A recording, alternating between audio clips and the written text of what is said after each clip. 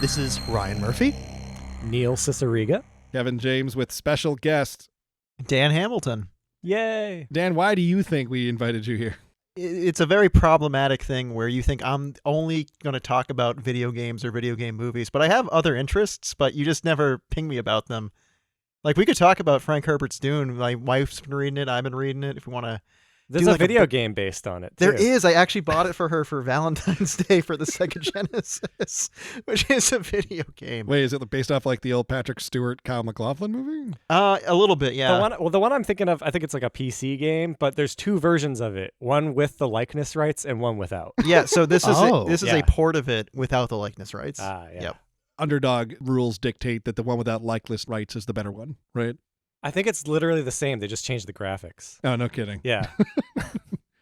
Well, Dan, we brought you here because the main topic of discussion later on in the show will be our Sonic the Hedgehog, the movie, part 2, whatever it's called. Sonic the Hedgehog 2, the second Sonic the Hedgehog movie ever. That's not even true, and I hate that I know that. Correct. It would be the third. Yeah. This is our third podcast covering Sonic, right? Yeah, 3 episodes out of 20. That's not a good batting average to be covering Sonic. I don't give a shit about Sonic the Hedgehog. You guys have plenty of happy memories attached to those games. I want to get into that psychology later on. Okay. Because I've been thinking about this the last few days. For those of you who've never listened to Guaranteed Audio, you picked a bad episode to start, the 20th one. What are you doing here? Something round about the number 20. I mean, it's... The 0 is... Sure. That's about it, right? The top of the 2 is also round. I'm coming down from my caffeine high from an hour and a half ago. I'm not good at this right now.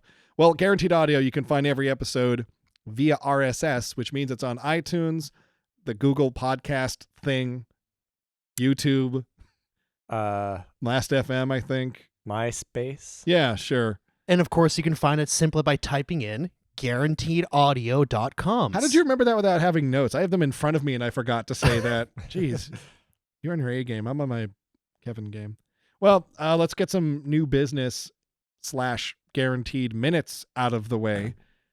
We screened Shitty Shitty Bang Bang at the Boston Underground Film Festival last Yes, month. Buff was back in the real world again, the human interacting with each other world. We were masked up in Cambridge. We were safe. We were smart, but we were actually able to show a movie again. Lawrence Fishburne ruined your vernacular, by the way, because the human world, the real, I don't know, it just gets in all the time. To the desert. The flesh world. Yeah. But yeah, we got to show it at the Brattle Theater as part of the comedy block, which was a lot of fun. It was a return to form. It had been a few years since Buff had happened, been a few years since we had screened a movie of ours in front of a live audience. Or been in the Brattle. Yeah. The historic Brattle Theater in Cambridge, Massachusetts, which we were all scared would not survive the pandemic, but I did my part. Early on in the pandemic, I rented it for a date. I was on like my 4th date with someone, and we decided it'd be fun to rent out the Brattle Theater to watch Simpsons episodes. And it was reasonably, right, wasn't crazy expensive for you. It was like $100 an hour. It was totally That's worth great. it. Yeah. It's like 3 Simpsons episodes right there for $100. Watch those online for free. There's some great stuff at Buff. We should have written down what was screened in the block we participated in, but we also went to the music video block. I really enjoyed that. Yeah, music video block was awesome. yeah. I think the music videos were not local artists. They were just kind of no. sourced from all over the place. But Yeah, just well curated. yeah. That I wish I knew the name of it, but that techno one where it was all temporary footage and like previs, like 3D models and things like that. Yeah, and halfway through they figure out they're in a simulation, and yeah. They're trying to figure out how to escape. Yeah. Yeah. I enjoyed the one where the guy is just strapped to a stretcher, like a roller stretcher, and he keeps like just kind of getting stolen away from the hospital and put in different situations. Like he's being used as a shopping cart. People are like making out on top of him at a party and stuff. It's like a great like dream logic version of like being operated on. We'll have to look up the list of they probably have the list of music videos they screened, right? Yeah, been a real smart move to research that before bringing it up. My bad. Oh well. It had a bit of a Mad Max vibe of, I don't want to be in this right now. Like, Oh, yeah, our the blood- protagonist, yeah. whomever they're named, is like, get me out of every situation you put me in. But it was fun. It was awesome. Well, if I dig it up, I'll put that in the show notes. Sure. All right, ladies and gentlemen, and everyone else at home, let's move on to one of our favorite sections of the show, Media Current. Oh, we all got electrocuted. All right. Bazap. Dan, you are our guest. Thank you again for coming on board. Let's give the floor to you. What media are you consuming these days? Yeah, no, of course. I have been consuming, while at the top of the show I said I'm not always about video games or video game media. Just by pure happenstance, this past weekend I watched the Resident Evil Welcome to Raccoon City movie. I haven't yet. Tell me. All right, what do you think? It's like the 8th or 9th feature film. It's like the 10th Resident Evil movie, but it's the first Resident Evil movie. Yeah. In this new, I guess, canon where they are trying to be more faithful to the games. It would work better as I think like a limited series on some sort of streaming platform. Like they try to shove both the plots of the first Resident Evil and the second one into 70 minutes. Like it's a short romp. Wow. You're in and out of that movie like really quickly. Resident Evil 1 can stand on its own two legs as a movie length story. Mhm. So can 2 and 3. But Isn't there like a live action Resident Evil TV show coming to the CW or Netflix or something? There's a computer generated Oh, that already yeah. happened. That already came That and already went came real out. quick. yeah, even Resident Evil fans had no fanfare. Leon works in the White House again, but yeah.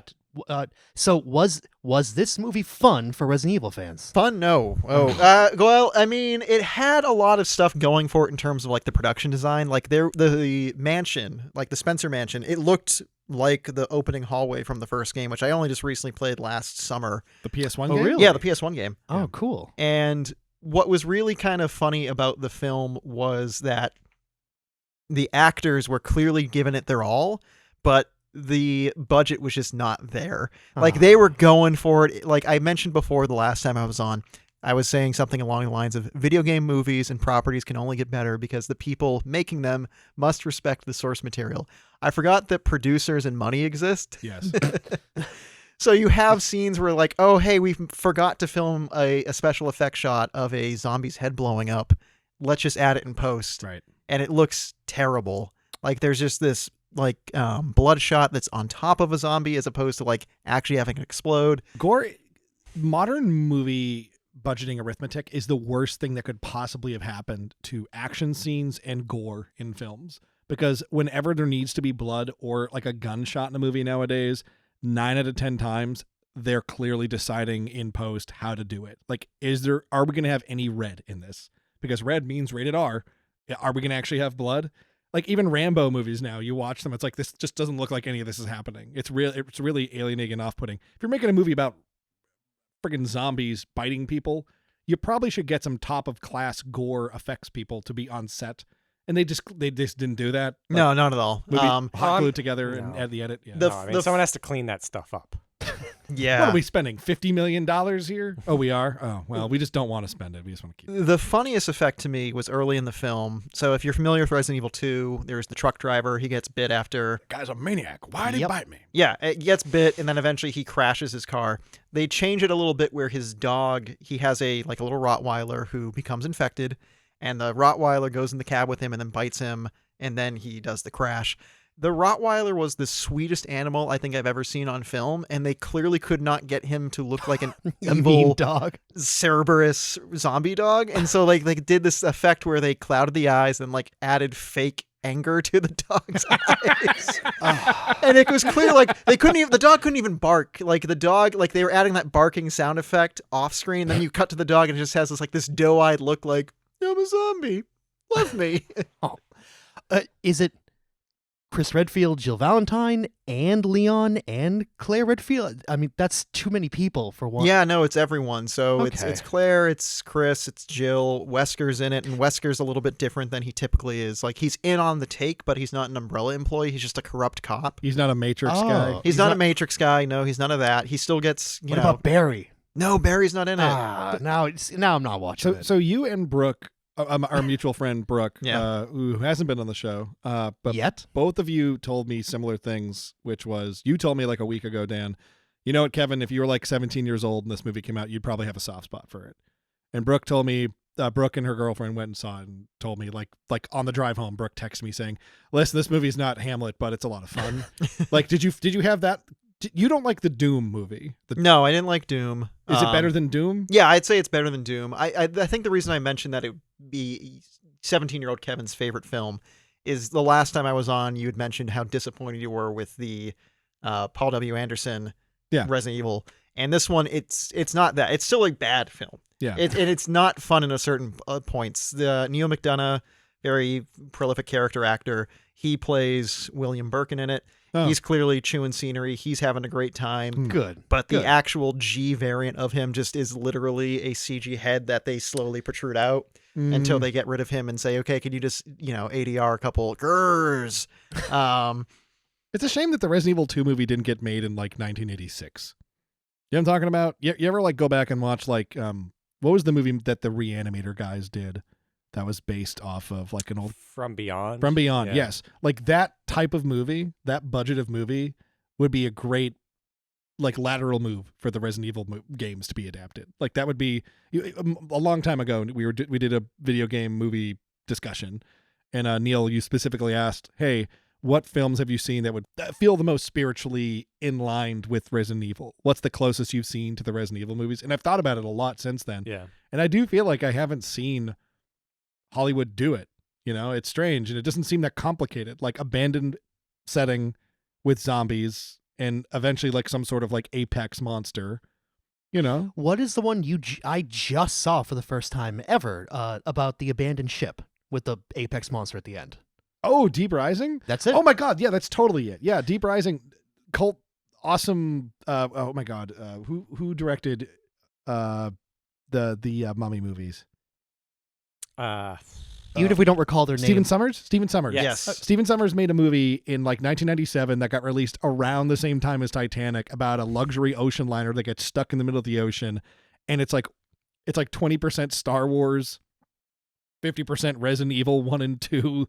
It's great. It's like a sea serpent monster movie with Treat Williams, Famke Janssen, the guy who played Kano in the 1995 Anderson Mortal Kombat movie. Kano. Yeah. Studied all your moves. Yeah, we got Kano.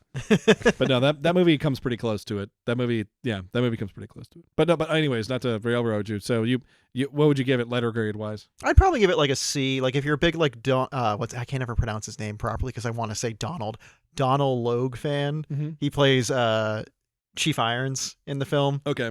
If you're a big fan of him from like Blade and other things that Donald Logue has been in. The Max Payne movie. He was in the Max Payne movie. He's in a lot of bad video game movies, isn't he? The Max Payne movie's really bad. They're going to probably make another one someday because they just announced they're remaking the first two games with like big budgets. Remedy's doing it too. Mm-hmm.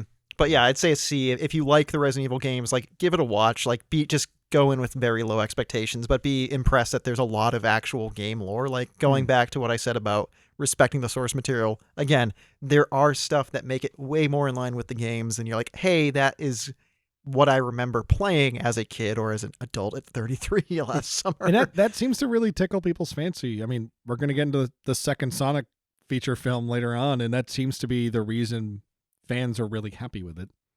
Yeah, I think that's a good assessment. Right, yeah. Moving on from here, from Media Current, thank you, Dan Hamilton. Neil, I'm curious. Let's go clockwise. Neil, Okay. what is your Media Current? I just watched all of American Crime Story Impeachment, the third season of that show, and it deals with the Clinton Monica Lewinsky scandal. What was that? Well, I mean, how old were we like when that all 10. broke down? Yeah, we were like 10. Yep. Just old enough to like snicker, but not really comprehend any of it. Were you still in grade school by that point? I don't remember. I think I might have been out. I remember in current events, we used to do current events once a week where we'd watch a film strip. They would send a new film strip every week for slide projectors. Do you remember this, Ryan? Yeah. Oh, yeah. And did you have this, Dan? Yeah. Yeah. And how crazy is that? Like your school would get a World War subscription. II style. Yeah. Yeah. You'd get a film strip in the mid-90s sent to your school, and you'd go through and it'd be like 20 slides. It'd be like, here's what's happening in the world today. Yeah. So how do they deal with that? And like it would get to like a slide of like Bill Clinton like talking to like the press, and who is it? Mrs. Hybertson, Miss Delaney, maybe Spalding. we should third be grade. saying a teacher, A would, professional educator. would look down at their notes and then look at like a classroom of 9 and 10-year-olds and go, "You all know what's going on, right?" And we'd all nod. They go, "Okay, next slide." That's Yeah. exactly what happened. I distinctly remember that happening. Well, it was good. I immediately restarted watching the O.J. Simpson season, which is pretty fantastic. The first season of that show. I really like the OJ story. Oh yeah, That's great. But no, the Monica Lewinsky one was really good. The cast was great. Jonah Hill's sister plays Monica. Clive Owen plays Bill Clinton. That's a good choice. Yeah, that's crazy. He does a really good voice, and I forgot it didn't feel like I'm watching like a bad Bill Clinton It impression. wasn't Daryl Hammond doing the SNL Yeah, stuff. but I did think they kept showing him from behind. They'd keep showing like tracking shots following him. You see the back of his ears and his hair. And I just kept thinking of the end of the New Kids on the Rock Money Tree, where we have my dad in a wig playing what is supposed to be Bill Clinton from behind. Like you'd see him Boom shakalaka. like in a bad 90s kids show where they Right. meet the president, but you never see his face. like a Keaton and Kel bit. Yeah. Yeah, and just something about his Clive Owen's like complexion really did remind me of my dad a lot, which is disturbing because he's playing a mega creep as Bill Clinton is in real life. Because also, this franchise has some bizarre makeup choices, and I'm going to Robert Shapiro, John Travolta in what is going on with the OJ season. Really good. It was captivating as all hell. There's a Yeah. lot because there's two different main characters in this who end up getting plastic surgery because the public is so horrible to them about their looks. The theme of the show I think is public humiliation. Pretty much every character is just thrust into the limelight and just comes out of it a worse person. And Sarah Paulson plays Linda Tripp, who's a fantastic villain, and she is really good. And she's in the first. I think she's in. Is she in all of them? I didn't see the second season. About Was it Versace, the second one? Gucci? I don't know. Gucci. Yeah. Right. The fact that we don't know. Did Ryan Murphy produce? Yes. Then she probably that- is. Then she that probably one. is. Yeah. The other Ryan Murphy, not our Ryan. Keep Murphy. my eyes on that boy. Sarah Paulson, like 4 or 5 years ago, was starting to get some backlash about being overcast. Like she was in like 5 big things in 1 year. Whatever. So I'm glad to hear that. I'm glad to Yeah. hear that she's still around because I was worried I wouldn't see her again because I really liked her in the OJ season. Oh, me too. So is this an, Definitely. is this an Marsha. anthology show? It is Yep. every Okay. season, and it's like not a season per year. I think Whenever they want to. the first season was like 6 years ago at this point. Yeah, OJ was a while ago. Who? Sorry. Oh, Ann Coulter and Matt Drudge are kind of the C-3PO and R2-D2 of the show. The Biggs and Wedge. They're Oh my God. they're kind of the comedic relief, I guess. It's fun. It's upsetting. It gets more upsetting as the longer it goes on, and it kind of like Sure. peels back the layers. It starts off like more on the it's harmless. It's consensual. It's all good. And then like the more it sits with you, the more upsetting the entire ordeal is. Sure. And it's a good watch. It's like 30% trash, 60% prestige. Does that add up? I forget what the last 10% is. That's kind of how the first season felt too. Totally, yeah. Right.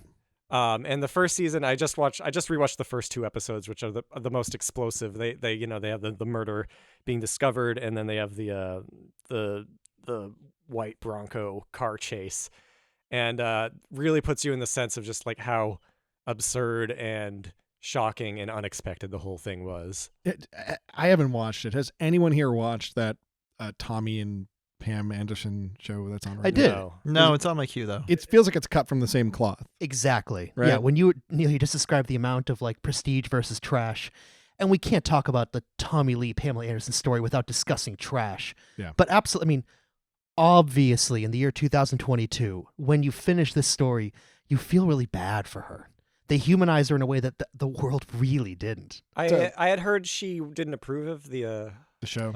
I can see her not. Absolutely. For Yeah. what it's worth, Monica Lewinsky is a producer on the Right, Which is American- what I was getting to. Yeah. Yeah. Because I heard about the Pamela Anderson thing. Oh, who knows? It might be a money thing. Yeah. A lot of people like getting money for their like this. And is it Lily James and Sebastian Stan for Pam and Tommy, which is an interesting casting decision because they're kind of like the forward thrust of that show. They're the face of that show. But like Seth Rogen's like kind of the main character of that one, I think. Yeah, he's the one who got the tape and leaked it from what I know of the show. I still haven't Bingo. watched it though. Yeah, right. Seth Rogen's performance is fantastic. Yeah. He's great. Yeah. But I don't want to do Pam and Tommy as my media current, although I did consume the program. I'd give it a B-. But what I do want to talk about is a book. What's that? Yes, it's important to read things that don't come from a screen. It's good for your brain. And I recently read, and it's just trashy mystery stuff. But no, I read Alice Feeney's Rock, Paper, Scissors. It just came out this year. It's a new release in fiction. And They're still making books? I know, right? Are they still flammable? Very. Okay. I read a book about that. More than ever. It says that on the book jacket. I would definitely recommend Rock, Paper, Scissors. I look forward to it never being made into a film or a miniseries. It is about a couple going to the Highlands in Scotland and mystery. And so they're both keeping secrets from each other. She works at a dog rescue place, but that doesn't make you a good person or justify all your bad behavior. Mm-hmm. And he has facial blindness, like a lot of people do, that he has a legitimate difficulty distinguishing faces from each other. Right. And his job is adapting novels into screenplays to be made into film and television. And the book is unapologetic about, I hate doing this, and I hate how these come out. And please, for the love of God, do not... Do you remember how at the beginning of the Twin Peaks movie Fire Walk With Me, David Lynch blows up a television? Yeah. It's that subtle of please do not adapt this to anything. And I would totally recommend this book. What possessed you to read it? A friend at work gave it to me. They'd finished it and like, here, you take this. Sorry to come off so concerned about why did you read a book? Why read a book? But honestly, like just like the point of discovery for books, I find fascinating because I about once a year I'll pick something up, and usually it's, oh, here's a Stephen King novella I never read. I can read this on a flight. Something I could read in 6 hours. It was literally sitting at the desk and I said, was that good? I'm like, yeah, I've got like 30 pages left. Oh my God, I'll give it to you tomorrow. Cool. And I finished it in 3-4 days. It is better for you to read from a book than a screen. Not just for Absolutely. Optical sensitivity, but just like the cadence of the information, the lack of advertising, the lack of like buzzing noises. And if you find yourself having a hard time focusing on reading like you could when you were in like a 6-year-old, you should probably try to rewire some neural pathways in your brain and read a fucking book. So yeah. I actually did that recently. Right. It was on a Kindle, so I don't know if that counts as a counts. screen. It's closer. It's excessive approximation, baby steps. It was a little bit backlit. Maybe that doesn't count. But of all books, I picked up the Cat Who book. I don't even remember the rest of the title, but there's like a million of them. They're just like the mystery novels that involved a Siamese cat.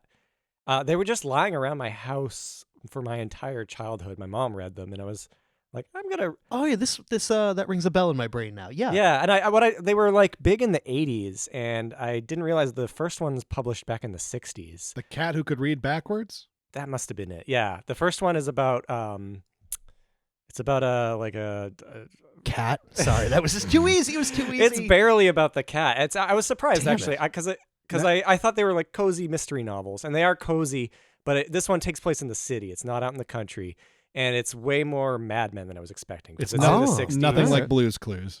No, which it really sounds like based on the I found a short list of the Cat Who series. 1966. Yeah, I have like the Cat Who Turned On and Off. Yeah, the Cat Who Saw Red. The Cat Who Sniffed Glue. The Cat Who Played Post Office does not sound like a book for adults. It sounds like a book for children.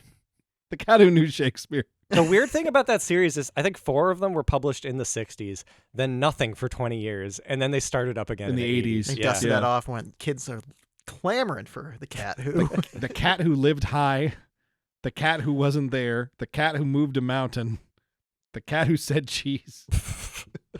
I don't know if I'll go through the entire series, but I found it interesting to read that kind of book from the 60s. And Cool. as someone who likes a Murder, She Wrote episode now and then, it scratched the same itch. Right. Cool. Thank you, Kevin. Books. What is your media current? I guess I'll go with Jackass. I don't think I've talked about Jackass that much on this show. Is that a book? It was an adaptation. You told me, Neil, many years ago in this show, I believe it was your brother got in trouble in school. Not in school. Oh, sorry. They were trying to not say jackass in front of your parents, your brother. Well, my brother doesn't like to swear at all. Yeah. And he still maintains like this squeaky clean record of never swearing. He's an adult now. Yeah. But it's mostly because his older siblings, me and my sister, would kind of like egg him on, trying to get him to swear when he was a little kid. He was Right. like, no, I won't do it.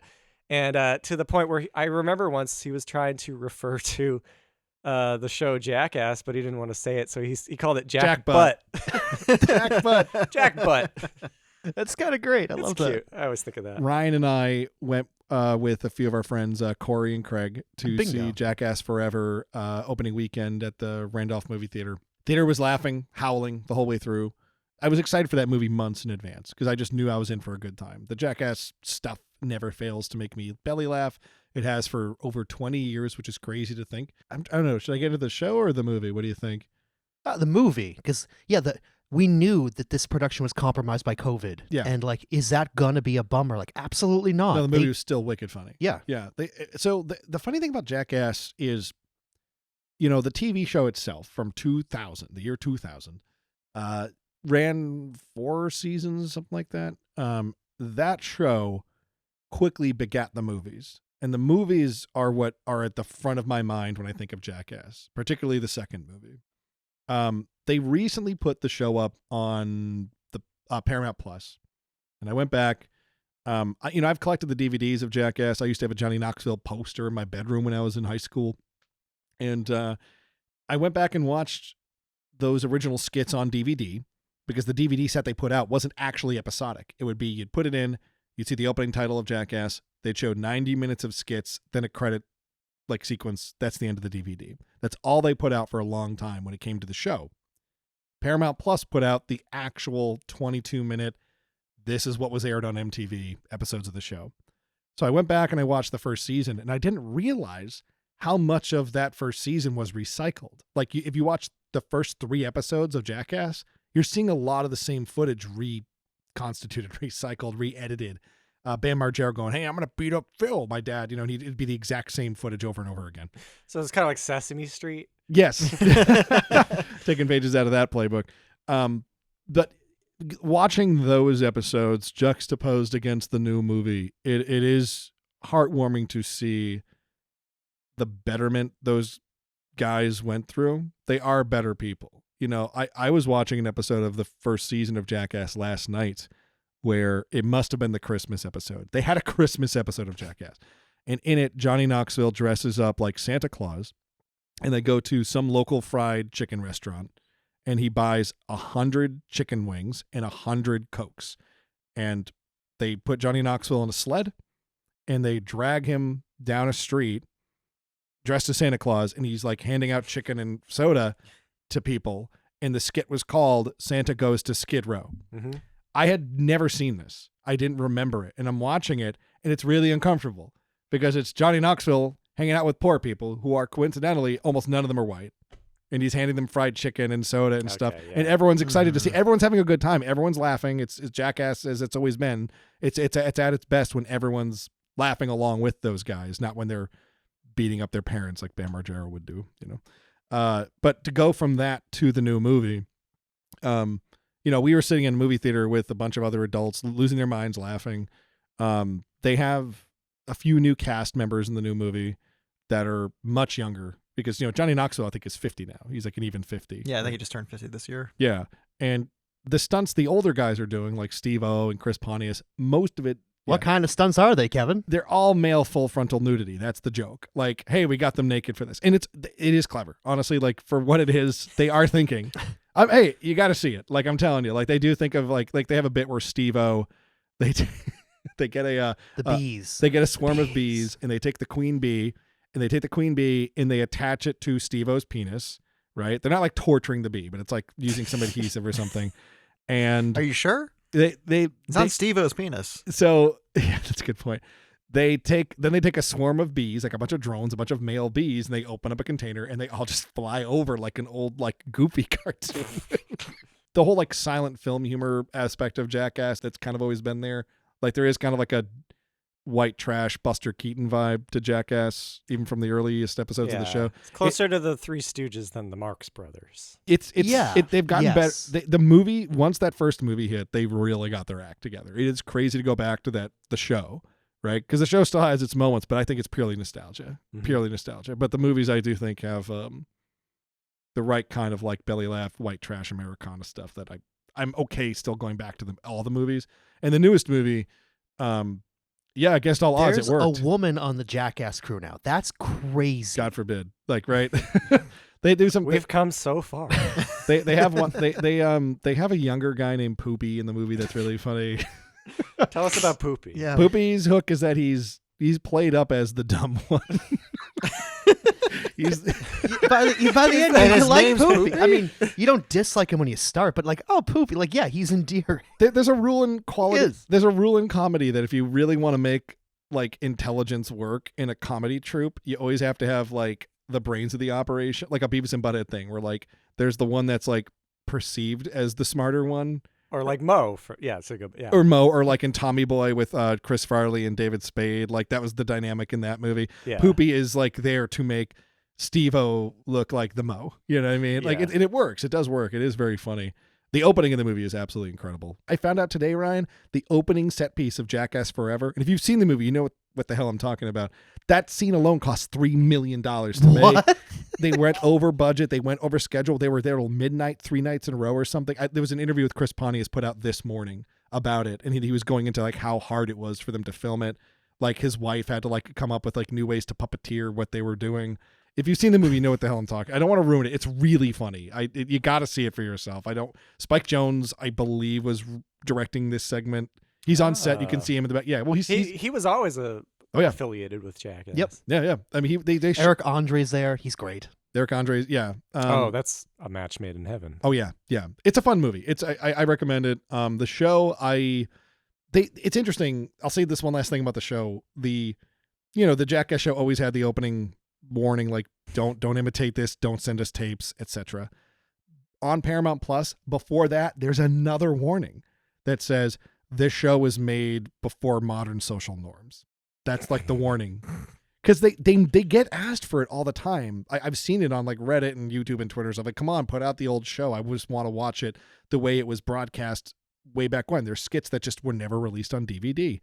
And Paramount, I guess they just said, all right, just put them out there. But just, You're gonna be embarrassed. you're gonna be like, oh, good God. Because there's a lot of like, oh no, like them wearing sombreros and like jumping on boogie boards and like, going surfing like on sand dunes and stuff, like, Sure, yeah. which is like, don't do, but again, we're old enough now. We're all in our mid 30s.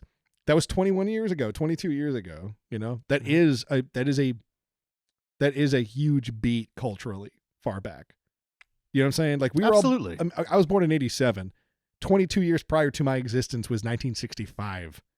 Think about how different the world was in 1965 to 1987, right? Mm-hmm. And things have only sped up, So Yeah. like Jackass, it's weird that Jackass can be seen as a different pulse. Well, as we've talked about, it was the low point of culture, circa 2000. The nadir. The nadir, yeah. Love that word. Yeah. And for Jackass to survive from that is pretty commendable, I'd say. They had to be somewhat upstanding people, I think, for that of all things, to have some humility and grow, right? Yeah. Yeah. The second movie even ends on a very questionable skit where it seems like they're leaning into knowing it's questionable. One of the guys wants to look like a terrorist. And No. you remember this? You've explained this to me, and they don't want to do it. Like, The other cast members don't really want to do it, so they decide to do a prank on him. But even that's kind of in the eye of the beholder. When you're watching it, Yeah. you have to kind of tell yourself this if you want to like get through. It is funny. It's an amazing finale. It's amazing that a hidden camera comedy sketch troupe could make 4 movies that all opened at number 1 and were, I think, pretty damn funny. I don't know. So I'm not going to die on a hill for Jackass, but the new movie's great. So Well, that's all of us. Correctamundo. Do we want to wait for that train to go away? I was gonna say, is there a secret 5th person here that we're waiting for media current from? if we had a well produced show, we'd have like a train whistle sound effect whenever like a guest comes in. Oh, look, it's conductor Dave. Woo woo. Media current. Well, we all know why we're here. We're going to talk about something for the third time. Who could it be? It's Sonic the Hedgehog. It'll be real great. Sonic the Hedgehog 2. That's the name of the movie, Or was it? right? Is there a subtitle or anything? The Secret of the Ooze, No. Electric Boogaloo, No, there's not. Curly's Gold. The Legend of Curly Skull. Lost in New York. Back Ooh, in the that's a good habit. one. We could do this all night. I like Back in the Habit. Prince Caspian. Judgment Day. Sonic the Hedgehog 2. Judgment Yeah, Day. That's good, yeah. For the audience at home, we've modified the soundboard a bit for our Sonic content, but let's just jump right in. Raise your hand. This plays well on a podcast if you've seen Sonic the Hedgehog 2. But make a sound effect. Yeah, I of was gonna raising say- your hand. Just going to raise my hand here. For everyone at home, Neil Cicierega has not yet seen the film, which Yeah. I'll take positive takeaway. He has a fresh perspective on the discussion. This So, movie is 20 minutes longer than the previous movie. Okay. Yeah. The previous movie felt like a solid length movie. I might have like a State of the Union discussion about the current state of Sonic the Hedgehog Sure. beyond the movie. Because Sonic's kind of on the upswing right now. He has two high-profile video game releases incoming. Just like the last time we brought up, like, hey, there's 2 new Sonic games coming out, Sonic Mania and Sonic Forces. Those were already out, I think, by the time we did By that. the time we were talking about it. This Yeah. one, right about this year, the plan is still, according to Sega's publishing schedule, there's the Sonic Origins collection. Is that what it's called? Yep. Which is the first 5 Sonic games. First 4, yeah. Well, there's Sonic, Sonic 2, 3, Knuckles? And CD. and CD. But 3 and NCD. Knuckles are acting as if it's the lock-on technology, Yeah. so it's the Good. one game. Do you know the story about why Sonic the Hedgehog 3 was released divorced from Sonic and Knuckles, Ryan? I do not. Dude, you know this, right? Yeah, I know. So, Neil, you'll love this story. So Oh, boy. Sega's making Sonic 3, and they make a deal with McDonald's. They say, okay, well, the game's going to come out, I don't know, April, blah, blah, blah. And we're going to have a bunch of Happy Meal toys ready for it. So Sega bit off way more than they could chew. They were very ambitious with what Sonic 3 was going to be. And at one point, mid-production, they were like, we just cannot finish this game in time. But the agreement they had with McDonald's, like the contract they had, was they couldn't miss it. They had to make that street date. So they just broke Sonic 3 up into 2 games, into 3 and the lock-on game. I hope I got that right. Yeah, no, that's about right. Getting trivia about Sonic wrong is just begging for people to correct you on the internet, I've noticed. But so the Happy Meals changed the course of production on that game. People had to do more work because of a Happy Meal deal. this was after Batman Returns. You know, this is like Happy Meals mattered, man. Like if you don't look up Batman Returns, Batman Forever Happy Meal. the Batman Returns Happy Meals was a huge problem because that movie is not child appropriate. You're right, Correct. Right. I actually just got a Happy Meal, not for myself, for my daughter, but it came with a Knuckles toy. Yes. On a little skateboard thing. I actually saw some ads for the Sonic toys, the Sonic Happy Meal toys on YouTube, and they put a smile on my face. But there's another Sonic game, Sonic Frontiers. Yes. Sonic Frontiers looks like the hypothetical, this is what a 3D Sonic game should be, change of pace, that they've kind of been making the same game with the 3D Sonic stuff. That sounds very like a pejorative, but more or less the same base game idea. Yeah, they've had it be like it's a linear level like you would in the 2D games. I meant there might be a few branching paths, but it's really down to like how the gameplay actually works, where the Adventure Series games, which are the Dreamcast ones from the late 90s, they all are like momentum based like the 2D games, and then they moved away from that more so for the latest games since Sonic Colors in 2009, where it's all like boost mechanics. It's like it's really more like a Trackmania, if you're familiar with that. Like memorize this and you'll do better at it. They still have some momentum because they can't get rid of that. Yeah. Um, This new game looks more like an open 3D yeah, it's like a Breath of the Wild, but you throw Sonic into Hyrule. Yeah. And you just go. Go and run around, be fast, and beat up robots. Get rings. It seems like Yeah. the biggest the biggest swing towards a paradigm shift 3D Sonic's had since like the adventure games. So it makes me excited because I want to like Sonic. You know, we got into this earlier about knowing Sonic and liking him as a kid. I feel like that has built up some resentment towards the character that I feel some other people feel too. You know, when you were a kid, unless you were rich, you only had one video game console, right? Or a good gaming PC. Yeah. Neil. But Sonic, I was stuck with Sonic more or less. I didn't have a Super Nintendo. I had a Genesis, and I loved my Genesis at the time. But that was kind of the you kind of had to plant your flag with Sonic if you had a Genesis. You kind of had to like Sonic. And Sonic didn't really, as we brought up in other episodes, he didn't really graduate well beyond the Genesis. And so it there's kind of a defense mechanism, I think, at play when you make fun of Sonic and you ridicule that character these days, because you are trying to distance yourself from it's not just home team advantage. It's not just these are your local Boston sports team right. or any city. Yeah. LA, San Francisco, the Florida ones. It's the fact that you've got Sonic is your guy. He is your guy from your video game console. And if you are the age playing these games, you didn't buy the console yourself. You have no agency in this decision making. You are just lucky to get it. You're indoctrinated, right? And, Yeah. And Sonic, this new movie's came out, and it did very well, considering it's not like a Disney release. It's like a people used to. I feel up until the last year, Sony and Paramount releases always were kind of considered lesser than Disney and Warner Brothers in terms of marketing and success. And I saw an article about this earlier, pointing out no, this new Sonic movie was like the biggest opening ever for a Jim Carrey film. And it is strange to consider it a Jim Carrey film, but I guess it is. He is, to me, the main draw for anyone over a certain age, right? Yeah, but that's also crazy to me because it's Jim Carrey, and he's one of the biggest stars I can think of. 15 years ago. 15 years ago. He was in Kick-Ass 2. Did you see Kick-Ass 2? No. Yeah, exactly. Like he's been in movies we just don't show up for. But Sonic was like a match made in heaven. That's right? true. Yeah. No joke. No joke. When we did our first Sonic episode like years ago, we were trying to figure out who would be a funny actor to play Sonic the Hedgehog, and Ryan said they should get Jim Carrey because he'd go for it, and you were close.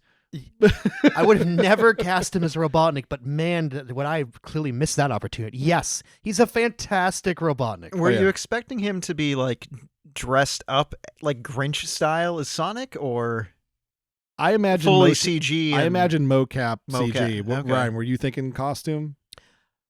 I hope not, but now I'm thinking about it. So no, let's go. I would presume, for the sake of the look of Sonic, which is another discussion in and of itself, let's just say completely CGI. No, that's fair. So 3 of the 4 of us have seen Sonic the Hedgehog 2, which made like 70-something million domestic opening weekend. Again, the biggest opening ever for a Jim Carrey vehicle. Not adjusted for inflation. Not adjusted for inflation. Yeah, for real. We looked into the numbers earlier. Bruce Almighty, adjusted for inflation, would have done laps around this, right? Yeah. It's also the biggest opener for Sonic the Hedgehog. True, it did better than the first movie. I guess the story I'm hearing people say about this, the first movie that came out in 2020, which is crazy to think it came out during the pandemic, right? February 2020. No, right before the pandemic. So I saw it with you, right? With Kevin and Ryan? I think I just saw it with Ryan, just me and Ryan. Oh, maybe I saw it with someone else, but I think it was the last movie I saw before the pandemic. Oh, I'm sorry. Well, before that, we watched Ernest Goes to Jail for my birthday like 3 weeks earlier. Yeah. Getting away. In a movie theater. But yeah, like the story I've been hearing people say is, well, that first movie did well, the word of mouth was spreading, and then the pandemic hit and cut its legs out, and but on streaming it became like a big hit with families. Like a lot of families, were pleasantly surprised by it for what it is. I don't know, it's fine. It's a harmless movie, I guess. It's got fart jokes. Yeah, we're talking spring of 2020. People's sleep-wake cycles are all messed up because of the uncertainty, the anxiety. They don't know what the hell's going to happen a week or 2 from now, let alone like maybe I already have it and I don't know. If you've got kids at home in this very uncertain time, you're not watching Elizabeth Moss and the Invisible Man. You're watching Sonic the Hedgehog. That's how I watched it. I think it was like April 2020. I just sat down one Sunday, put it up on Amazon Prime, and went, "Oh yeah, I'll watch this for like $5." Right. And it was fine. It was a decent like children's road trip movie. Right. Totally. And the stakes were incredibly low. Like there wasn't like, oh, world domination or anything like that. The world's gonna die. It was Sonic saves Main Street, Montana. Right. Like Yeah. It doesn't matter what happens here. If Sonic lost, nothing really changes. That movie, we were getting. I mentioned the runtime of this new one earlier. How it's 20 minutes longer. It's over 2 hours for a Sonic movie, live action Sonic movie.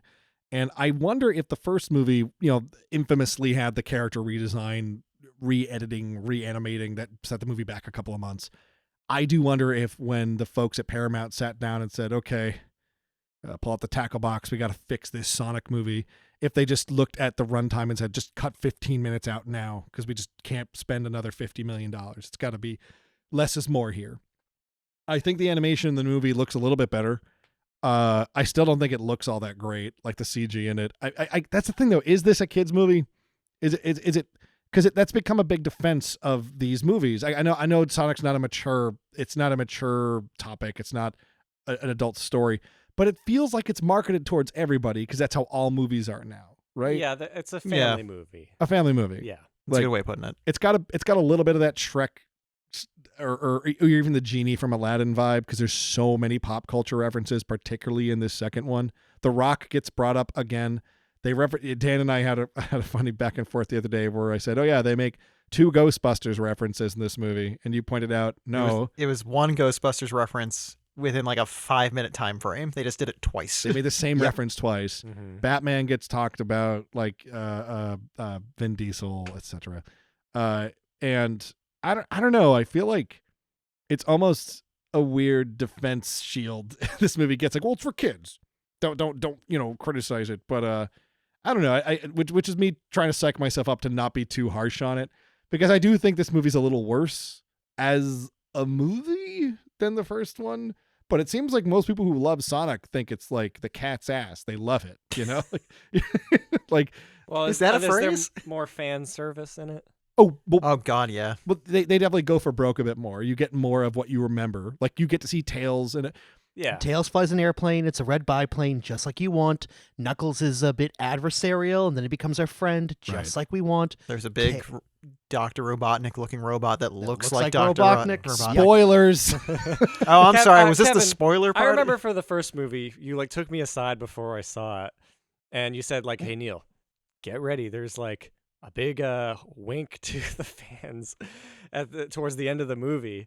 And I remember like watching it and trying to figure out like what were you talking about? Like what's the big reference? Oh, it was. And it was just the fact that like the lights on his ship blink red when he's about to be defeated. What Robotnik? Yeah. That was my favorite experience in the theater watching that first movie. Was I remember being in the Ryan and I went opening weekend to see the first Sonic movie, and the theater was packed with families. Of course, we were the 2 weirdo grown men, and you could feel the kids in the room get super excited during the finale when Sonic jumps on Robotnik a handful of times and Robotnik's ship's flashing red and Jim Carrey's mugging, and to see like a room full of like kids get like jumping in their seats and shit to watch Jim Carrey like do pratfalls and mugs and stuff.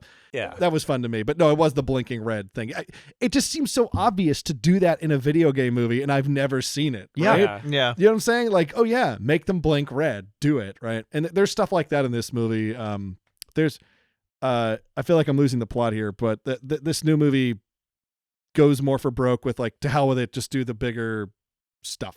The big robot fight. But I feel like they've run out of stuff people actually care about already. Because the next movie, spoilers, can we spoil what the next movie is going to be? Because it's not a story. To me, it's the death egg. It's got to be. You need to raise the stakes. No, it's not going to be that. So, I mean, if we are doing spoilers, it's going to be the 3D games next. So, like, they've exhausted they haven't really exhausted the material from the 2D games, but they've exhausted, like, what Joe Schmo on the street knows about Sonic. Yeah. Knuckles, Bingo. Tails, Sonic, Emerald, Rings. Robotnik, done. So Yeah. I'll be even more lost. You'll be even more lost because the next is going to be Shadow the Hedgehog. Chicago the Thank you. Hedgehog. People are gonna like. That's a jump scare you just did. They're going with Shadow the Hedgehog, who is that's when I checked out. I mean, like I remember waiting for the Sega Saturn as a kid, and there never being a real 3D Sonic game other than that menu from Sonic Jam. Yep. And yeah, it's so weird to me. It's not that weird. It's just by the end of this movie, they're just like, that's it. We've exhausted the Sonic 1, 2, 3 and Knuckles stuff. We're moving on. Like they're not going to do Metal Sonic. That's the character's name. Or Mecha Sonic. 2 mutually exclusive Robot Sonics. Yeah, well, there's for real, like 3, but yeah, Metal That's Sonic. correct. Yep. Metal Sonic's the big. Well, there's Silver Sonic from Sonic 2, It's like, but in Japan he's Mecha Sonic. But then I'm not going to get into it. it's like if there was like 3 different bizarro Supermen that are all completely different characters. Like, well, this is like it's kind of the same. So the third Sonic film needs to be 3D. It's just Sonic 3D, right?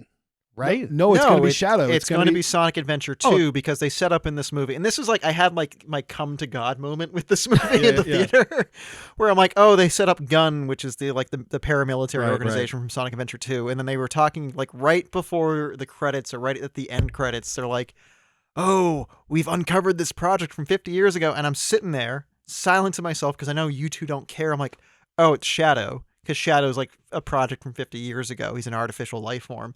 And I'm like, I know where this is going. And then they go like 2 lines down where like, oh yeah, and he's made by this person. And they show like this Bacta tank that Shadow's in. And this kid, maybe like 14 next to me, just goes, oh shit, it's Shadow. And I'm sitting there and I just die inside because I go, I knew that before you. I knew that before you, and I wish I didn't. Yeah. And I know because it's only because I know this stuff so well from my years of experience because I'm double your age, more so. And I was like, oh, I should stop caring. I should really stop caring about this. There were a few moments in the movie theater where... You can't. I can't. There were a few moments in the theater try. for this new one where kids were like losing their minds and stuff. And there's some stuff in this movie that's very Muppet movie, Neil. Yeah. Namely the stuff... Scandinavia? Just Siberia. Siberia, sorry. They go to Siberia at one point, and like Tails' dialogue in this movie is dog shit. It's like almost every line in this movie, regardless of character, is exposition or reference. Mm-hmm. Like I'm not like that's kind of it. Tails is like he has like no humor really. He has like one cute joke later where he's rescuing Sonic on the plane. Yeah. But like for the most part, everything Tails says is like. I'm paraphrasing, but at one point, Sonic's like, so, hey, how'd you get here? And Tails goes, well, I was on my home planet watching you through my space telescope play baseball, and you inspired me to come to Earth. And I'm sitting there like scratching my head going like, okay, there's like inoffensive, not bad for kids. And then there's so stupid, it's bad for kids. And this movie dips its toe in that water a few too many times for me not to comment on it. Tails reeks of that to me. He's I'm not saying the character is written to be stupid. I'm saying this character it's a little too toy commercial. It's getting into that like Chin Pokemon joke, you know? And it's specifically Tails that I got that vibe from. Well, they try to make Tails like Sonic's emotional core in this movie. Like they try to treat him like a younger brother where Sonic's like, oh no, I need to mature up. I'm not mature enough to be a hero. Like they're trying to make some sort of statement, which doesn't exist. But Sonic is so well intended, it doesn't work. Yeah, exactly. Sonic doesn't have like a fall from grace or like his hubris doesn't. Well, his fall from grace is Tails by pure happenstance, by Tails' actually own making, gets punched and knocked out by Knuckles, and then he's incapacitated for like a third of the movie. Yeah. And Sonic's like, this is my fault. Well, it's like, no, it's not. Yeah. Tails walked up behind Knuckles, and Knuckles was like, oh, shit, and punched him in the face. It was like, not your problem at all. So I remember in the first movie, I want to say there's a scene where Sonic's unconscious or something, and someone's carrying him. And for that moment, it's just a puppet. Yeah.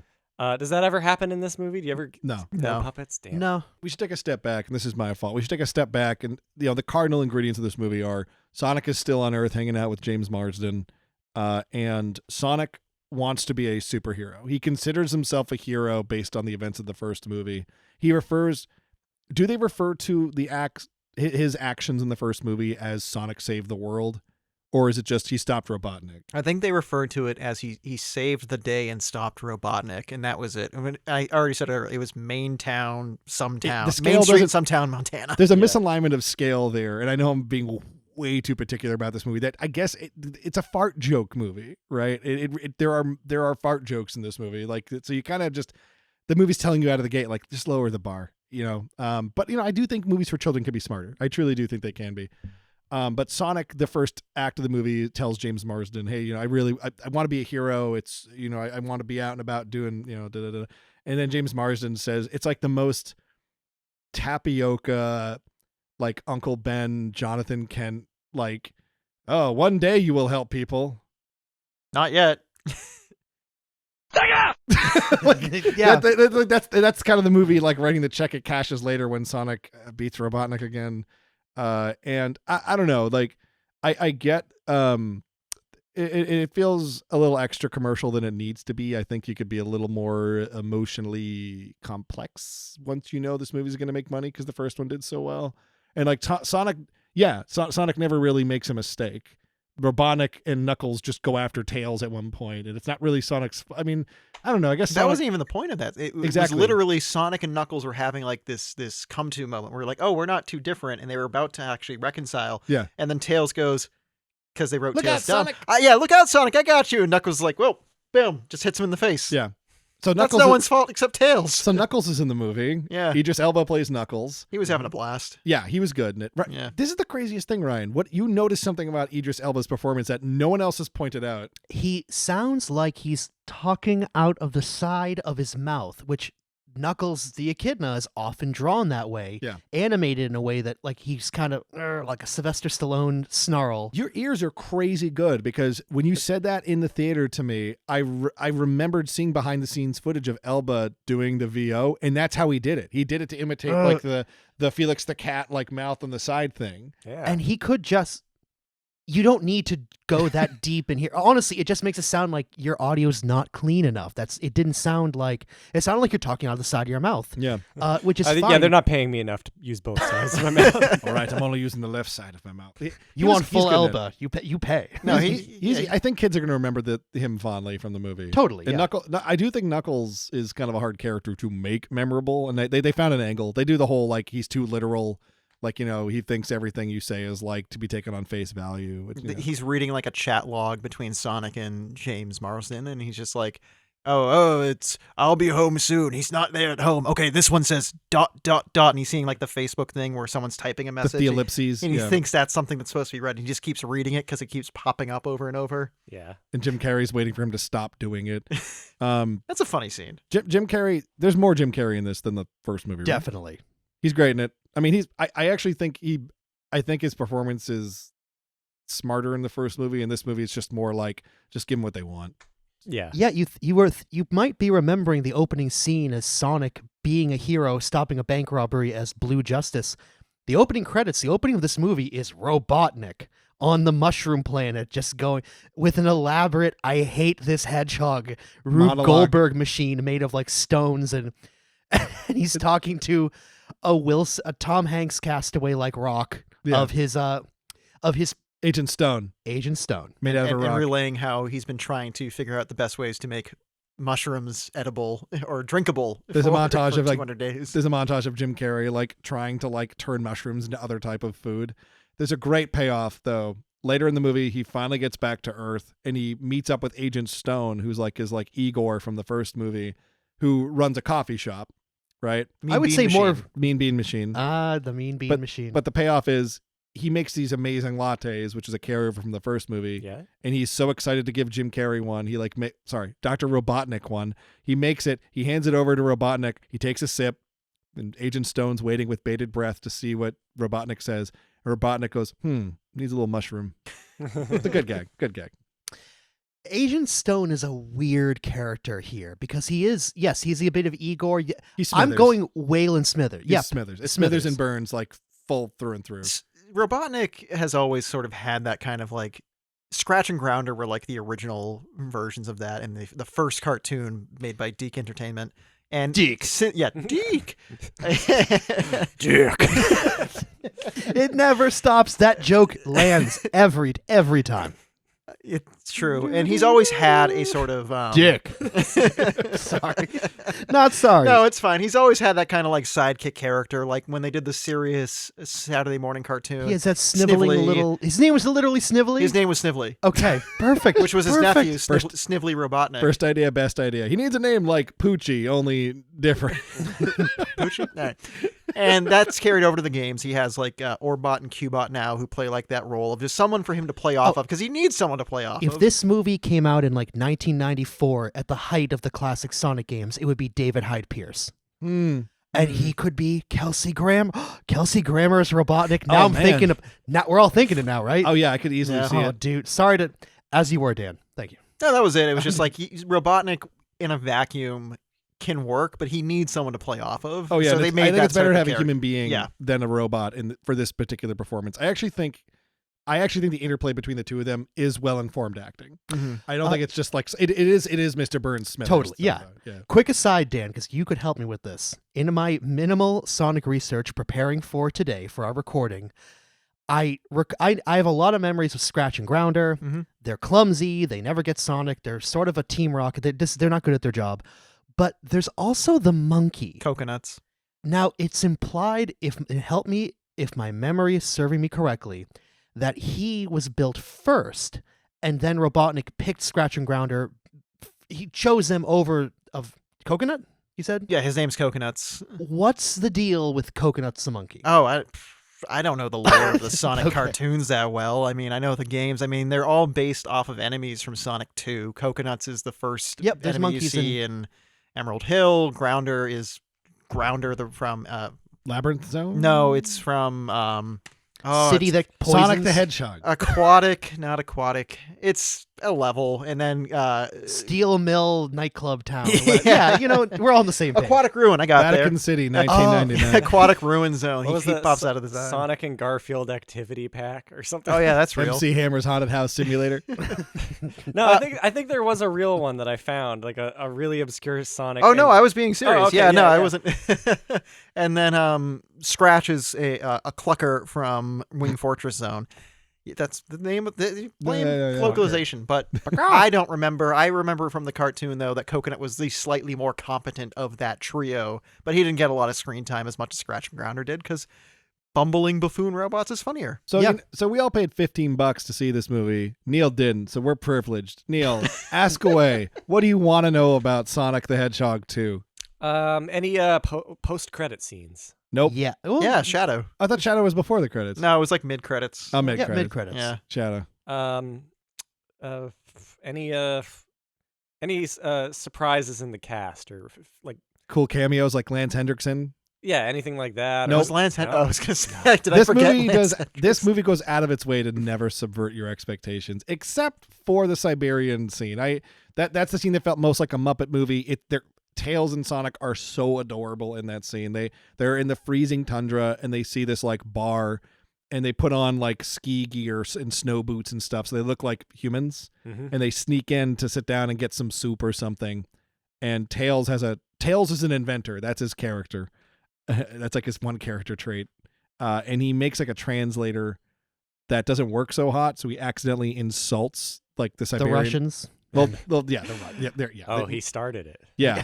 There's some great. There's like probably 2 or 3 great jokes in that scene. Out of like maybe 7 or 8 in the whole movie. Like the fish head bit. You know what I'm talking about? Yeah. There's that like they go in, and to make the Siberians look scary, a chef takes a meat cleaver and cuts the head off a fish and throws the fish head, and it lands right in front of Sonic and Tails, and the fish head just says "Leave."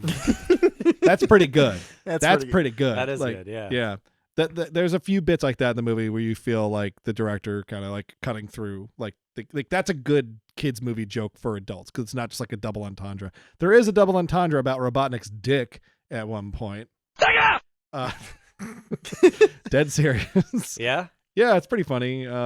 They're going through the labyrinth zone. Well, who's they? Knuckles. Oh, and- sorry, Knuckles and Robotnik, because they're teamed up, and there's a trap, and Robotnik's being like, "Oh, I've mastered it. I know it's this every 7 seconds." And then a big axe, like a comical axe, comes right in front of him. He goes, "Oh, that almost hit my whiskers." Yeah.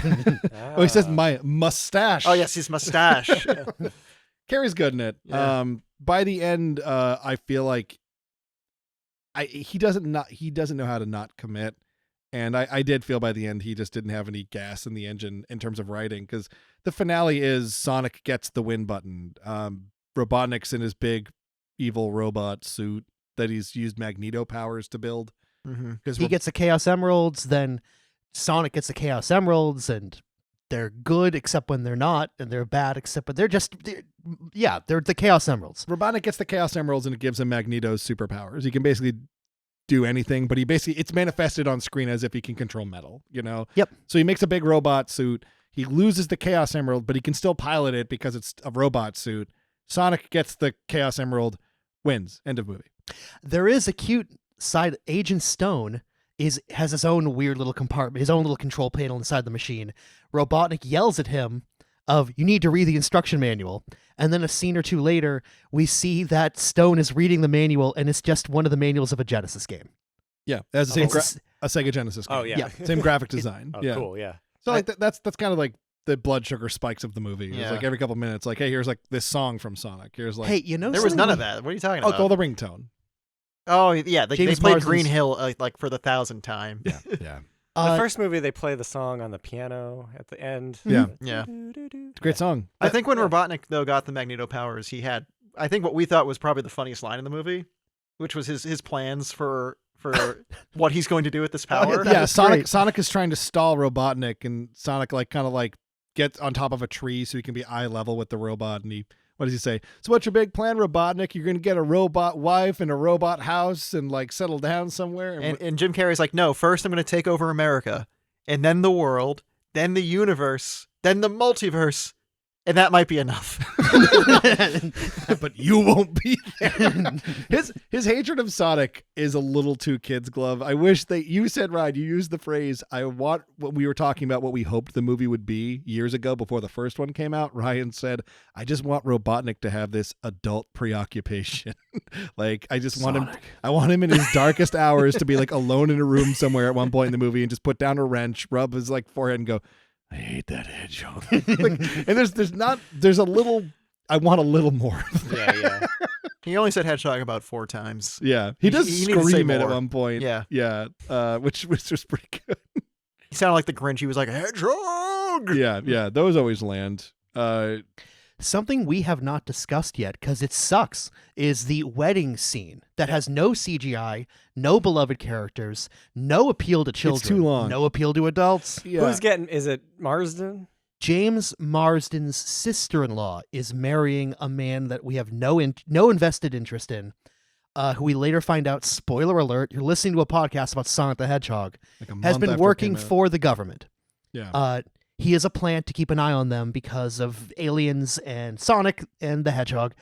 And there's they go to Hawaii, which I'm sure was really fun to film in. Yeah. Really, they're actually in Hawaii. Oh, yeah, no, James Marsden on the poster for the movie is just in a Hawaiian shirt with a big smile. He's like, I got a paycheck for this. Yeah, somebody like swab my nose every day and make sure I don't have COVID. I'm living the dream. Yeah, James Marsden and Tika Sumpter do a really good job knowing they're in a kids movie. Yeah, And absolutely. the movie is at its best.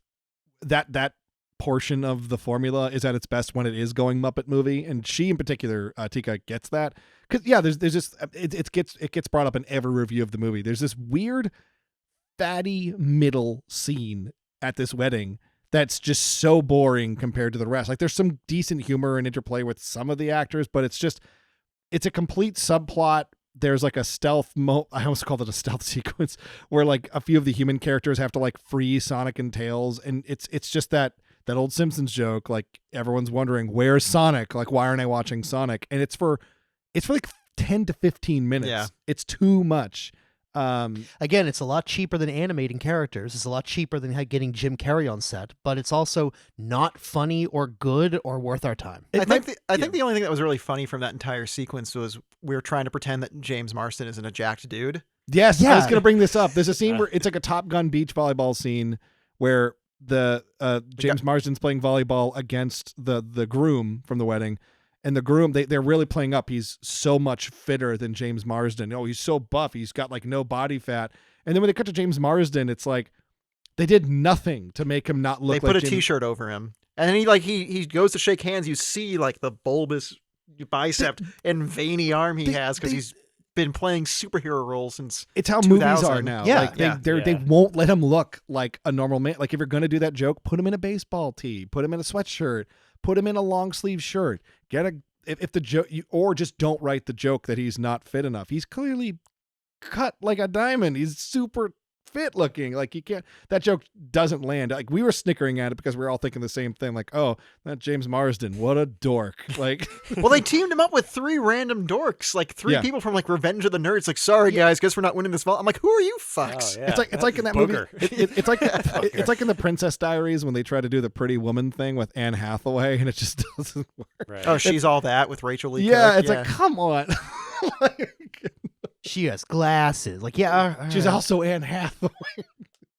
like famously pretty. Like they do that stuff. They do that with James Marsden with his buffness in that volleyball scene. It's like, come on, guys. What a shame. Yeah. Yeah. What other questions you got? Yeah. Can we do the quiz now? I guess we don't want to talk about Sonic no more. I feel like we're just explaining the entire movie at this point. Well, you didn't see it. I didn't. I guess now I don't need to. I'd say if you. I would needed to before. I now would don't. recommend it, but Yeah. I understand where you're coming from. I would recommend seeing Sonic again, You know that or part- the first time. Kevin, you texted me earlier. You said like, "Hey, it's playing all day at the mall today." And I, You also have a 4-year-old daughter who, yeah. you know, she might like it. Well, Don't. I opted insteed to just spend time with her. That's the better thing. I think I made a post. We played recently. outside. Yeah. There's no Sonic outside. I'd say, honestly, like this movie, it's not like criminally worse than the first one, but you know, if it's like going back to McDonald's. You kind of know it's not a good move against your better judgment, but sometimes you just want, you know, chicken nuggets, right? My main takeaway from the first one was, wow, I'm surprised, but I liked this more than Detective Pikachu, which I didn't even finish. Yeah. Your takeaway wasn't I want to go to Olive Garden. No, well, no, that's always there. There's nothing to take away. That feeling never leaves. Yep. So, Kevin, you have a quiz for us. Coming up on the other side of this break, we have the Sonic the Hedgehog quiz on a curve. It'll be real great. All right, so we do quizzes on this show sometimes when we remember Yeah, to do yeah. it, you know.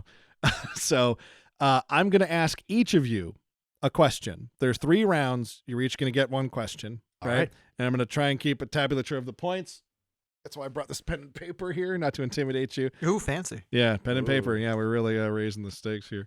We're starting with Neil. Okay. Neil, how many rings does Sonic need to gain an extra life? Ooh, is it 100? Correct. Yeah. Just went with my gut on that one. Neil has 1 point. Ryan, Yes. how many rings does Sonic need to access a special stage? 15. Close. Homonym. It was 50. 50. That's a homonym, right? So when he gets to a save point, if he doesn't have at least 50 rings, he can't get the stars above it and jump in. Is that correct? Traditionally. And in Sonic Mania, they dropped it to 30, right? No, 30s to jump into. So, God, I'm gonna go through a whatever. nerd thing. Yeah, who cares? All right. Sure. Dan, name 10 different zones from any Sonic game. Okay. Emerald Hill, Chemical Plant, Aquatic Ruin, Casino Night, Hilltop, Mystic Cave, Oil Ocean, Metropolis, Sky Chase, Wing Fortress, and I'll add one more, Death Egg. That's the entirety of Sonic 2. All right. Wow. Jesus. So Dan got 1 point for that. I can see where this curve's Wow, coming we're- into we're play. tied. Yeah. All right. So right now it's Neil with 1, Dan with 1, Ryan with 0. 0. Okay. Ryan, Yes. Wait, hang on. You skipped me. you have 1. What? Well, Ryan just went, and then Dan. I know what I'm doing. All right, you're going backwards? All right. I'm really Go- tired. all right. I'm sorry. Okay. Round 2. Ryan. All right. In Sonic the Hedgehog the movie, Sonic's family receives a gift card to a restaurant. What restaurant was it? Olive Garden. Correct. Ryan gets 3 points. What? Dan. In the 2020 film Sonic the Hedgehog, Tom and Maddie, Sonic's mom and dad, have a phone call where Maddie jokes about Tom having dating apps on his phone. Tom says he only has apps that came stock on his phone, along with one promotional app. What is that app for? Oh, is it for Zillow? No, it was for the Olive Garden. Oh. They made a Zillow reference in that movie because they were looking at houses. They do. Sorry. Neil. In the 2022 film Sonic the Hedgehog 2, Yeah. Commander Walters has reservations. There's too many twos in that sentence. In the 2022 film Sonic the Hedgehog 2, Commander Walters has reservations at a special restaurant for 5 p.m. What restaurant was it? It's Olive Garden. Correct. All right, at the end of round 2, Neil has 4 points. Dan has 1 point. Dan and shot me a Ryan- little nod. He's like, it's You not a can say trick it question. now. It's not I a see trick where this question. was going after the first Olive Garden question. Okay. Ryan. Yes. This is third round. Ryan, you have 15 seconds. Can one of us do a timer? Sure. Hold on. It's not a trick question, don't worry. Here timers. we How does that go. I work? got a timer running. I can count. Okay, go. Ryan, you have 15 seconds. I need you to name 5 Jim Carrey movies. Go. The Grinch, Liar Liar, The Truman Show, The Mask, Dumb and Dumber. Great job. 2 points each, so you got 10 points for that. You're up to 13. Okay. Dan, another 15-second timer, Neil. Okay. Dan, you also have 15 seconds. I need you to name 5 James Marsden movies. Go. X-Men, Superman Returns, X-Men 2, X-Men 3, Sonic the Hedgehog. Yeah. He did it, guys. I was really hoping you weren't going to mention the Sonic. All right, Dan gets 10 points. Neil, you have 15 seconds. All right. Dan, let me. Do you want to run the timer, Dan? I'll look at it. Okay. Neil, you have 15 seconds. Name 5 Sonic games. Sonic the Hedgehog. That's 1. Sonic the Hedgehog 2. Keep going. Sonic the Hedgehog 3. Sonic 3D. Another word. The Sonic 3D Time. The game. The Blast. What? Okay. Time. All So that you got 3. right. Yes. I wasn't aware. I'll there give were, him 4. He got Sonic 3D All right. Blast at the timer, I think.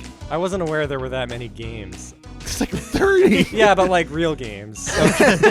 Not like Dr. Mario tie-in shit. Like, come on. I'll give him 4. He got 3D Blast. All right. At the end of the game, Dan had 11 points. Ryan had 13. Neil had 12. So Ryan wins. I win? That doesn't feel right. It was a poorly constructed Woo! quiz. If I got that Olive Garden question. I was really trying to tee up, like, let's just talk about the Olive Garden crap in these movies. It's in the second movie. Yeah, I should have said Sonic and Garfield. That's the one I knew for sure. I know. Earlier when we were talking about Sonic games, like, we're mentioning a lot of games. Okay, coming up next are questions from patrons, and then we can stop podcasting. It'll be real great. Every episode of this podcast, we ask people to give us questions, queries, things they want to know about, and they can exclusively give them to us over at guaranteedvideo.com. I'm going to read the questions from my phone. It's not on this piece of paper that I just looked at. First question is from Brigog, B-R-I-G-O-G. Brigog asks, Guaranteed Audio, what is the best shark? We're all thinking about it. You're in quiz mode, so you think there's an objectively correct That's answer. Can I phone a friend? I'm I'll trying go to with think that. of other sharks other than Jaws. The best sharks are the street sharks. Hammerhead Answer. sharks. Final. I like nurse sharks. Nurse sharks are cool. They're great. Oh, I'm still thinking just pop culture. Yeah, I was also sharks. thinking pop culture Well, I gotta sharks. go with hammerhead sharks, obviously. What about pool sharks? Like Paul Newman in a few movies, at least 2. Paul Newman's cooler than the street sharks. I can say that with I confidence. think Oh, whale Mick, sharks. Mick shark. Mick Whale sharks. shark. Ooh, I had Mick whale- shark. Yeah, male sharks. Male sharks are the best sharks. Stupid. It's a women male sharks. whale shark. A male whale shark. It's a bad B-52 song. It's Little as big as a male. Little Onion Sprout writes in to ask, Little onion sprout. what movie or story do you want to see a Muppet adaptation of? Ooh. We're thinking. Little onion sprout. That's a good one. That when Team America World Police was first pitched to Paramount, Trey Parker and Matt Stone were trying to convince Paramount to let them just make a puppet adaptation of Armageddon, word for word. Mm-hmm. That was, and ever since I heard that little bit of trivia, I've always thought it'd be really funny because that movie, all the dialogue from Armageddon is absolutely ridiculous. I would love to see a Muppet version of Dune. Yeah. condensed Now I'm down thinking to, about it. condensed down to like 82 minutes. Kermit as Paul Atreides. It'd be great. The Muppet Bible would be great. Bible? 1,200 Old pages. and New Testaments. Old and New Testaments. Yeah, just do it. New and Is used Kermit Testament. Jesus? Oh, yeah. I mean, who else could it be? Fozzie? It's got to be. Fozzie's Rizzo. Abraham. Rizzo. Yeah. Kermit's Joseph, Piggy's Mary, and Rizzo is Is Sam Judas? yes. Yes, he would be. They're gonna have to recycle characters between as we get like. All right, No, I'm they hoping. gotta like go with like the really obscure Muppets that have been. Pontius Pilate, played by Scooter. I was gonna say Sam the Eagle. Sam the Eagle with like a wig on. Should is Moses? No, Gonzo's Noah. Moses? Gonzo has to build it up. Gonzo getting lost in being Moses. This is actually a pretty funny thing. Getting lost in the Moses, desert. I figure, could be like the one who has like TNT all the time, like the Oh, like That the guy? weird the Mad Bomber guy. Yeah. Right. Who's Animal Play? Is he Jesus? Ooh. No, Animal is Abraham. I didn't All mean to kill your son. starts Get Bert and Ernie as Cain and Abel, I guess. Oh, Yes. that writes Oh my itself. God. That's Yeah. a freebie. Yeah. Aaron Quest asks, "What is your favorite memory from the early days of YouTube?" It's hard to say. What's like I don't know if I have like a I fell in love with YouTube video. Yeah. It's fun to think back to like the 2005, 2006 era because a lot of it was, I mean, you got to think what was under 10 minutes. I guess a lot of it was discovering Waverly Films. Yeah. Like early on. Waverly I Films. do love Waverly Films. Still do. Still do. All of that stuff holds up great.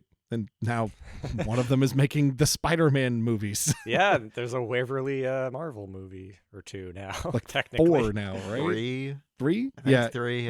Yeah. And now he's going to be making Fantastic Four. John Watt, right? John Watts, yeah. Watt, sorry. He's doing Fantastic Four next, I believe. Probably. What about you, Another Ryan? Fantastic Four. Yeah. Okay. Uh, Another Fantastic Four. the 4th time they've tried. You know, One of these I'm days it's gonna remembering- be fantastic. it's gonna be fantastic. They already made it. It's called The Incredibles. Yeah. Yeah. You don't have to do it anymore. You Right. already, they did it, and it's not going to be as good as The Incredibles. I remember the first time I saw Bo Burnham's Words, Hmm. and went, "Oh, you put you put a lot of time and work into this that I've never seen somebody outside like, oh, people rip official music videos, people take things that are on the television, but it was the first time I'd seen an artist known exclusively through this medium making a music video and going, okay, good, you just set the bar. The bar's there now. It's got to be that good or better, like." And like, oh, well, what if OK Go like wastes your money and time? Like, yeah, I'm sure that OK Go will keep doing that. But like for real, like no, Bo Burnham like put a lot of thought into this. This works as a music video, and music videos still work very well on YouTube, which is great. It's one of the positive takeaway. They still work. One of the first things I had recommended to me on YouTube was, Ryan, you tell me about the old Shoes, whoever did Shoes. Oh my God, Shoes, that one. Kelly, yeah. Who was Kelly. that? Yep. Kelly. She did so yeah. I saw one of her like she did like a pandemic video about masks or something, and yeah, that was cute. I'm trying to think of anything that's not just like major cultural touchstones, like Chocolate Rain. Like Waverly Films is probably the I mean, Channel 101 wasn't really on YouTube. It was kind of YouTube adjacent. A lot of their stuff got put over to YouTube, and that's where I predominantly watch their stuff. But if you haven't seen Channel 101, just go to the website, go through channel101.com. There's a lot of, I mean, it's still going on, I believe. But if you go back to like 2005, 2006, you'll see a lot of kind of like the comedy stalwarts that, I don't know. We tried to walk in their shoes, I think, a little bit. McShark Yeah. was supposed to be for Channel 101, and then it was too long. I feel like I appreciated YouTube most when I was finding like obscure old music videos and stuff that you never would have seen on TV. It was like the second memory benefit of YouTube. Yeah. Not exactly like made for YouTube modern short films, but oh, cool, here's this old Super Soaker commercial. yeah. You know it's a good one? Ryan, you were a big Marble Hornets guy. Oh yeah. But that's like 2008? That was like 2010. Yeah? That was a Okay. little bit late. I think Yeah, so. 2005, those guys would have been like babies. Yeah. I think for me, like Big Bill's Hell, I don't know if people are familiar with Big Bill's Hell. It was like an advertisement for like a Baltimore car sale. It was faked. Yes. But it was like, oh, what if they swore at night? It'd be funny. It's Right, like, oh, right. welcome to Big Bill's Hell. Fuck you. We don't want you to buy our cars. Which I thought was cute as Hastily A teen- made Cleveland advertising. oh yeah, the Tourism video. Fun Times in Cleveland. Yeah. That and like Captain Disillusion. Right. It was 2007. I remember seeing like his first video, not his first one, but like the Man on Mars one, Mhm. which was probably like mid 2008. And I subscribed to that channel and haven't stopped that one since. So Me too. You just made me think about long form, horror like Marble Hornets and Tribe 12 and the other Slender Man ones because they're just all Slender Man, Flash animation, and Salad Fingers. I- You know, Haven't looked back on Salad Fingers in a long time, and when I think about how strange the Sonic the Hedgehog fandom has become online and the really weird way that it's morphed. As strange as the Sonic hole is, to go down that rabbit hole of Sonic the Hedgehog, it's not Garfield. and we can all be happy knowing I can sleep well at night knowing it's just not as weird and bad as Garfield. Garfield became like it became like I'm trying to think of a term other than hipster joke, but it became almost like an ironic appreciation of Garfield. What became the joke? Like like people like getting Garfield plushies and putting them in the background of videos, or like playing bad Garfield games on streams and stuff. Whereas like Sonic, it's like this. It's going to sound like I'm really throwing Sonic fans down a hole here, but hear me out. The biggest problem with the internet is that you can always find corroborating support for anything you believe, right? Yeah, like Unfortunately, there's always the echo chamber. And if you can find like 500 people, that means you're going to find 1 million people, because that support will fester in that echo chamber.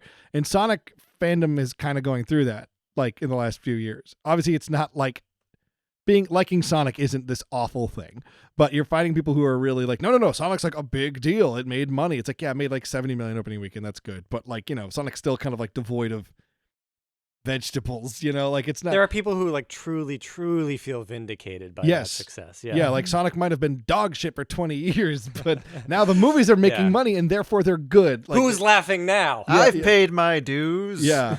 I'm going back through every YouTube video I've ever liked, and it's 5,000 videos, and it takes a very long time to scroll through them. Yeah. And I'm trying to find the first YouTube video I ever liked, and I'm still only like a year and a half in. And Mine is only 75 because I totally stopped liking videos at some point. I used it as like a watch later mechanism. My first one is a video by our friend Max Pacheco called "I'm Max." And it's I don't remember what this video is, but it's just him staring at the camera, and it says "I'm Max." And how long is it? It's a minute long. Oh, and then there's Lego Man takes a picture of himself every day for a year. Who made that? By you, Ryan. That's correct. You made Lego Tetris was you, right, Ryan? Yes, I had my wisdom teeth out. I had a lot of time on my hands. This is taking way too long for me to These scroll aren't through. even that old. Dan, do you have any early memories? I can edit this part down if we need to. But I thought I already gave mine. oh, you did. Sorry. Yeah. I'm just... I think it's time for the next question. Or we can scroll. I mean, I want to scroll, but I'm also trying to be cognizant of time. I know. I'll edit it down. I actually. It's a shame. YouTube's really bad about this. It's like looking at all comments and stuff. They don't want you to do it. Like they just don't want. They put in a hurdle. But like I'm at right now. You can sort videos on a channel by oldest to newest. Why can't you do that for your likes? Exactly. Yeah. Maybe there's a way to do it. I'm just not. I just got to John Batiste Green Hill Zone as a liked video, so that's 2 years ago. Mm-hmm. Jesus. Neil, do you not put likes because people might follow your channel and see your liked playlist? I guess so. I don't know. It's like all old shit. Mm-hmm. I guess I'll just not bother. Like it's gonna take too long. Okay. Next question.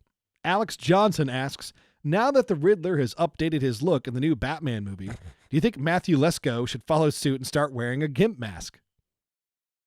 Yes. Next question. Apollo asks, do you think that soup is a food or a drink? Is it acceptable to eat soup with a spork? I need to know. Yes, I've had soup with a spork. Yes, that's a tongue twister 3 times fast. Yes, I've had soup with a spork. That seems Soup with like a a spork. good compromise if you're eating like ramen noodles. Yeah. Because Yeah. I never know, like, do I just want to eat the noodles? Because the fork would be much more helpful. Yeah. But spoon for the soup. This makes me think of a meme of, is soup a food or a drink? But we should really be asking, is cereal a kind of soup? No. I don't think so either. Is No. gazpacho 'Cause a you soup? Because it is, Yeah. right? Yeah, Yeah, gazpacho totally. is I cereal. count gazpacho as a soup. It's just a soup, yeah. I mean, cereal is kind of its own category because like oatmeal is a cereal. Yes. Yeah. With gazpacho, I was going for like, it's cold. Yeah. Yeah, man. Like, It's a cold soup. which I guess happened. Whereas an oatmeal has more in common with a traditional soup than, wow, Apollo, not a bad question. Yeah. Good work here. I'd say soup is, to go back to his question, I think it's a food and not Yes. a drink. Yeah, Because of the delivery method. If I was Right. like putting it in a But- glass and I did that. Well, soup in a thermos is a thing, though. Ah, that's right. I've It's done it. great. Yeah. Uh, Yeah. I mean, if you're drinking it, then it's a drink. How about that? Depends on how you consume it. With a straw? Ladle. Not enough ladle work these days. Ladle's a great word. It's up It there. is, It's it's up there. great. It's up there with barbiturates. Ah, So barbiturates. use the ladle if you're making the soup and you're testing it. Yes. And you say, that's a good soup. That's what cartoons taught us. Yeah. Thank you, Apollo. Needs salt. Here's our final question. Faye Bennett asks, if you had all the time and resources available, what skills would you want to learn and why? I saw the question earlier, so I was thinking about it when I went out earlier to get a coffee, and I would love to learn every language on Earth. That's amazing. That's a great one. I think languages are hard to appreciate until you're older in life, because it's not just the ability to communicate with everybody, which would be incredible. Just to any human being on Earth, I can have like a completely earnest, deep conversation with you, but also just the appreciation of how languages are made. Like there's different math and culture behind how things are spoken, and the science of languages is fascinating to me. And I wish I was younger, because the older you get, the harder it is to truly learn a new language. It's interesting when that's awesome, because I think about the types of characters in fiction who know every language or many languages, and they're either a robot, because it's perceived as like C-3PO or Data on Star Trek. That dork. Fucking love Data. Yes, but he's a dork. We have to. If you can't say you love him and also have like the blinders on, like Data didn't go to prom. Or they're Judge Holden in Blood Meridian, or the Merovingian in The Matrix Reloaded. Or they're Hannibal Lecter. Yeah, Or they're the fucking Batman. devil. Or they're either inhumanly like, oh, no human could reasonably do this, or they're just absolutely the fucking devil. Yeah. That Superman and Lois show had a scene where Clark tells Lois that he like decided in college he wanted to learn every language, and it hit me real hard. Like, it was kind of just a beautiful sentiment, like, because you understand why that character would want to do that, because he like grew up in the South and he's like discovering the world at that age, and like, he knows he's an other, he sees the world as an outsider. So it makes sense for a guy like Clark Kent to want to learn it. But with Batman, you hear it's like, oh, I learned every language. Like, yeah, because you like want to be better at like hurting people. I want to say fuck you to the next guy I beat up, but I want to know and do it in his language. The next time a karate guy gets thrown at me, I want to know exactly how to tell him fuck off. I beat up a French thug today. He's just like nodding approvingly, like at Alfred. Sacre bleu. Yeah.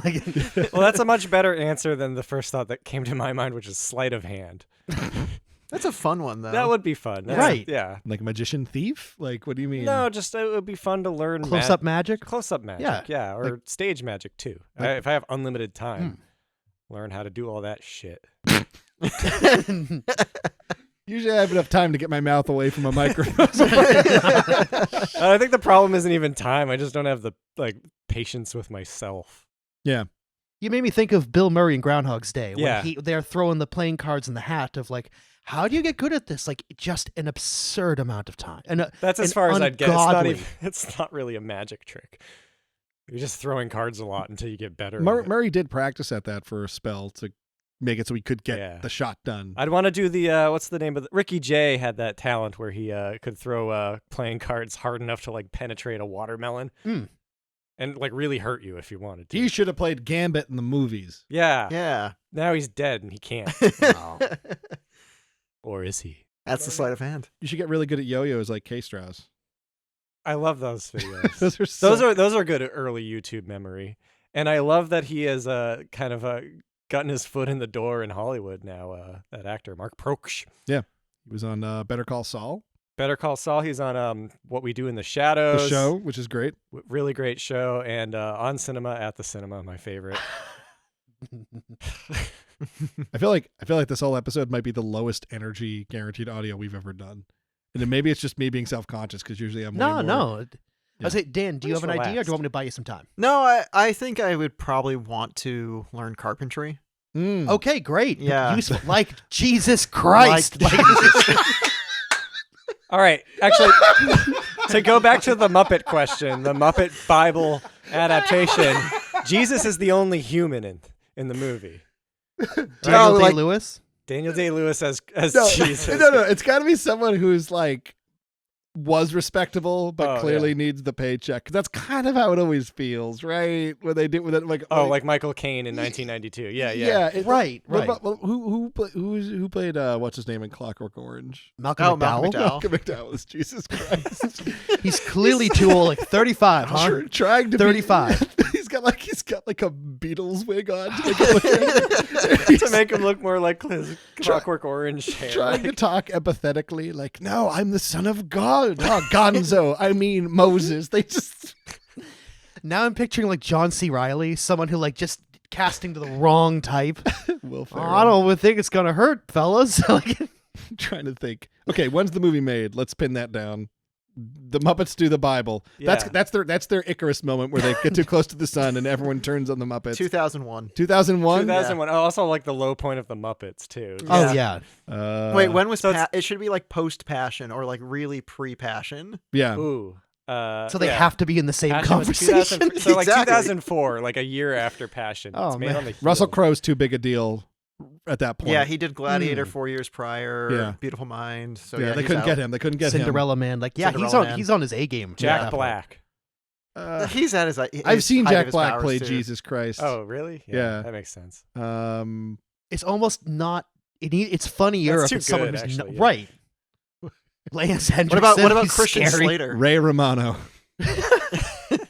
It'd be very difficult to watch. And we Because picked a man. Kermit has the exact same voice. We've picked a man who has some very Muppet-like features Yeah. in his life. Who's That's, God in this? We didn't talk about that. Who's the big man? Is it? um, Oh, it's Sweetums. Oh, I was thinking human being. Oh, I was jeez. also thinking. The physically biggest Muppet, obviously. I was thinking they'd make that really hokey and have it like be someone affecting Jim Henson's voice. Again, it's not a good. The idea. narrator would be Johnny Cash. You need a narrator because you're not going to tell the whole Bible in like 82 minutes. Whoopi Goldberg. Charlton Heston did it in Hercules. My God. I'm just picturing how the Muppets are doing the crucifixion. Like, how can you Muppetize that? Goofy cartoon sound effects. Oh yeah, because it is always weird when you see their feet. Yeah. Well, that's switching Jesus back to being a Muppet and not Oh, Malcolm yeah. McDowell. I'm just saying, like, still, like, how do you do putting Jesus on the cross with Kermit and like Well, Miss if we're Piggy yeah, being- all right, they're not Muppets, but I'm imagining the Doozers like helping out. They're all going up on the cross and they got their little hammers and stuff. Statler and Waldorf are the other two criminals next to Jesus. Yes. Yes. He said we'd be hanged. Hanging around. Hanging around. As they bleed out. Yes. No, we got the best they view got in the tied. house. I know. Well, they're the most like anthropomorphic Muppets. Yep. Too, so it's We got the best view on the house, but there's nothing to see. Oh, it hurts. and the thing is, the biggest cheat about this is that you could literally name any actor for Jesus Christ, and it's funny. Like literally any actor. Like seriously, I thought like maybe Patrick Swayze. Like I started laughing about that, or like Kevin Bacon, or I don't know, Burt Ward. Like Oh, Robin Williams for God. Oh, yeah. yes. I think that- and he'd play it straight though. He Like, played it straight. Yeah. yeah. This is just weird. This is like a dream we'd have. Yeah. Now I'm thinking about. By the way, my answer hasn't changed an inch in years. Fly plane. Dream of man and flightless bird alike to fly. I mean, you could No, do that. fly- You could do that over a summer, probably. I know, right? Like Tom Cruise does it all the time. He just Yeah. tells people, "I'm going to do this for a movie," and they go, "Well, he's Tom Cruise, so we guess we'll just let And him he do has it." all the money in the world, which is what spurred the question. Yeah. Bill Burr just to like I should like have a real skill. He learned he took a lot of time and a lot of money. He learned how to fly helicopters, which is definitely harder. Oh yeah. And he's like, yeah, I love his bit while discussing it of when you get your certification and to go your flight hours and you have to judge between air temperature and wind speed and the curvature of the earth because the earth's fucking spherical, you morons. I don't have patience for your nonsense. Who's the most famous flat earther? Is it that rapper B.O.B.? No one even remembers him. I don't know who didn't that know is. there were famous flat earthers. There's like a few like athletes. Of There's a course. couple in the NBA. some old popes from like 1,000 Some years old ago. popes. That's how you know he's an old pope. Yeah, That's- like early popes. Yeah, I would not learn to fly a plane because they're just death traps. Those little tiny ones. My great grandfather died in a small aircraft crash, I remember That's you telling me right. this. Yeah. Yeah. and then I found an old newspaper clipping where they, for some reason, were digging up his body. It's like in another. I'm gonna have to research it sometime. It was a Damn. weird, yeah, it's a weird family mystery. I'm gonna have to solve at some point. Yeah. You'll have to. I'll have to. or you'll be haunted by the plane. You wouldn't I'm disparage only your haunted family. up in the air. Then don't fly. Ooh, ghost plane. That's a movie. With Whoopi Goldberg. And Whoopi Goldberg as her And Malcolm McDowell as the pilot. Yes, Jesus Christ. as He's Jesus. still Jesus. Yeah. I wish I could do a good Malcolm McDowell. I just love picturing him. I like picturing Malcolm McDowell trying to play nice. Yeah. It's not even Jesus Christ. It's like him just being benevolent is humorous because he's so devious looking. He's so evil. Jeremy Irons. Jared Leto as Jesus Christ. See, wow, we found someone that's not fun. We did it. Yeah. We did it, ladies and the gentlemen. man who could ruin any film. Morbius was such a sure thing until they got Jared Leto. Fucking Morbius. All right, do we want to end on that note? Fucking Morbius. I feel good about that. Yeah. All right. Feels good. You know you what? saw- Let's take every Jared Leto role and digitally replace it with Kermit the Frog so we can write the timeline. Fix the world. Yeah. To fix all of this as we Yeah. All right, that's enough. Ladies and gentlemen, I hope you have a wonderful night. It's nighttime where we're recording. And that has been Guaranteed Audio, still available at guaranteedaudio.com, episode 20. Sega. episode 20. And Wait, you want to hear the Sega button? Yeah, Yeah, we didn't hear it that We much. didn't hear yeah. that or Chicago enough either. All right. What's the quote? Tea, milk, tea, Coffee? coffee? Coffee tea. Oh yeah. Coffee, tea, No, I hit the wrong button. Shit. Do it again. Do it again. Do it again. coffee, tea.